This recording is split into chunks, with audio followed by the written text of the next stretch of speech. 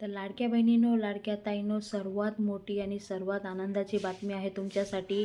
तर आता ई-के-वाय-सीची जी मुदत होती त्यामध्ये वाढ केलेली आहे आणि कोणती नेमकी तारीख दिलेली आहे ते आजच्या ह्या व्हिडिओमध्ये सांगणार आहे. कुठेही स्किप करू नका.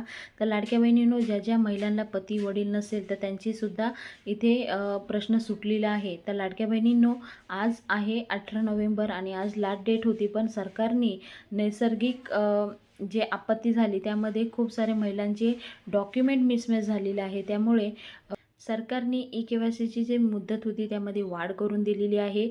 31 डिसेंबर लास्ट तारीख आहे आणि ज्या महिलांना पती वडील नसेल तर ते त्यांचा मृत्यूचा प्रमाणपत्र किंवा घटस्फोटचं जे डॉक्युमेंट असतील तर ते ठेवून तुम्ही ई-के-वाय-सी करू शकता. तर ही होती आनंदाची बातमी. व्हिडिओ तुम्हाला कसा वाटला जरूर कमेंट बॉक्समध्ये कमेंट करून सांगा आणि जास्तीत जास्त पुढे शेअर करा.